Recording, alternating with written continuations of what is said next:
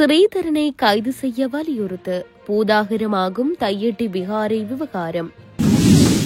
யாழில் விபத்துக்குள்ளான இளங்குமரன் எம்பி வைத்தியசாலையில் அனுமதி. யாழ் தையட்டி விவகாரம். NPP நாடாளுமன்ற உறுப்பினர்கள் எங்கே?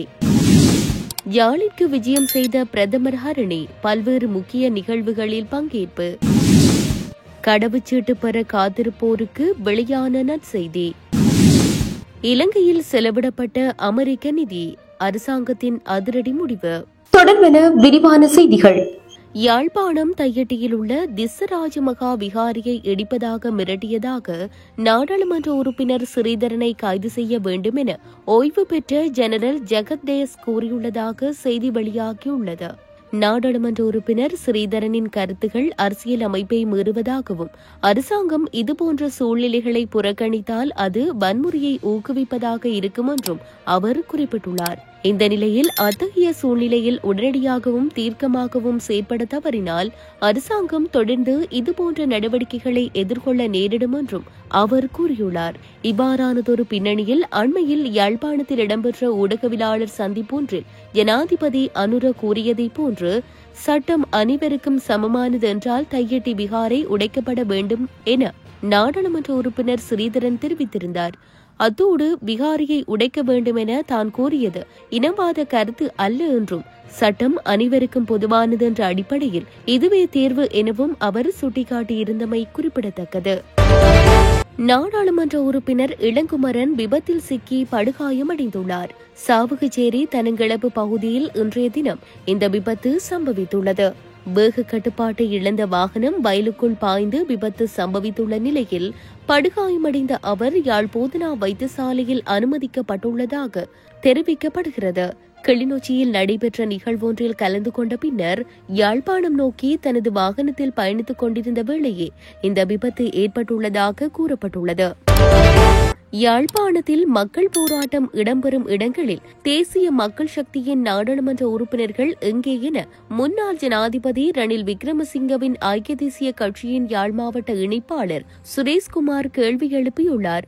தனியார் ஊடக நிகழ்வொன்றில் கலந்து கொண்டு கருத்து தெரிவிக்கும் போதே அவர் இவ்வாறு குறிப்பிட்டார். தையட்டியில் விகாரை தொடர்பான பிரச்சினைக்கு முதற் காரணம் தனியார் காணியில் கட்டப்பட்டமையே ஆகும்.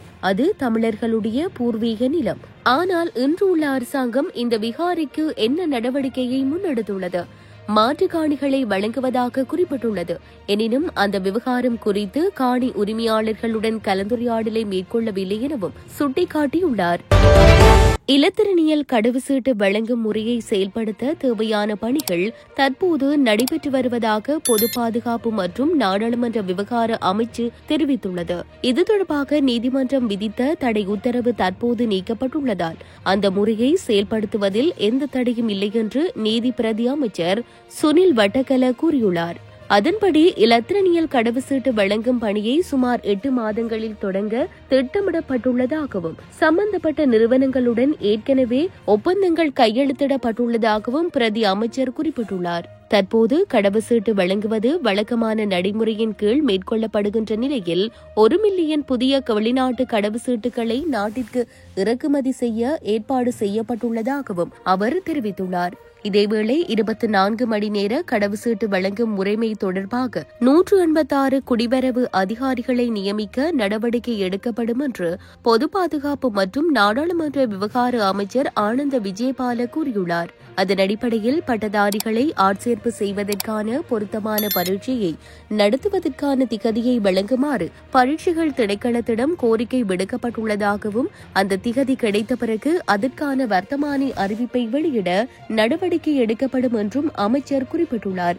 இந்த நிலையில் குடிவரவு மற்றும் குடியகல்வு திணைக்களத்திற்கு தற்காலிக அடிப்படையில் 14 உதவி கட்டுப்பாட்டாளர்களை ஆட்சேர்ப்பு செய்வதற்காக பொது சேவை ஆணைக்குழுவில் சமர்ப்பிக்கப்பட்ட பட்டியல் அங்கீகரிக்கப்பட்டுள்ளதாகவும் 24 மணி நேரமும் கடவுச்சீட்டு வழங்க நடவடிக்கை எடுக்கப்படும் என்றும் அமைச்சர் வலியுறுத்தியுள்ளார்.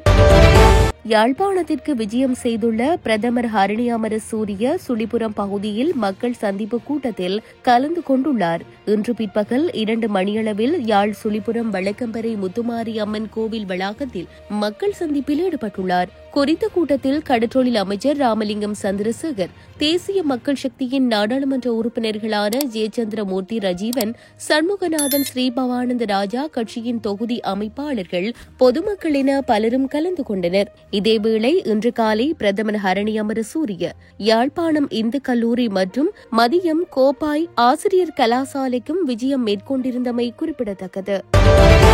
சர்வதேச வளர்ச்சிக்கான அமெரிக்க நிறுவனம் இலங்கையில் பணத்தை எவ்வாறு செலவிட்டதென்பதை விசாரிக்க ஒரு தெரிவுக்குழு நியமிக்கப்படும் என்று சபாநாயகர் ஜகத் விக்ரமரத்ன நாடாளுமன்றில் தெரிவித்துள்ளார்.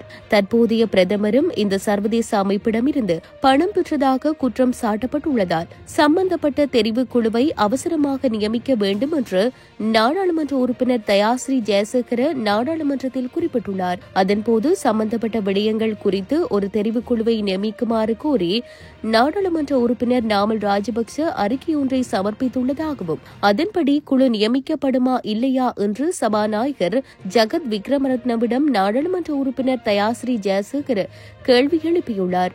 இந்த நிலையில் இலங்கையில் இயங்கும் பதிவு செய்யப்பட்ட மற்றும் பதிவு செய்யப்படாத அரசு சாரா நிறுவனங்களை விசாரிக்க ஒரு குழுவை நியமிக்க கோரி நாடாளுமன்ற உறுப்பினர் நாமல் ராஜபக்ஷ அண்மையில் சபாநாயகருக்கு கடிதம் எழுதியிருந்தார்.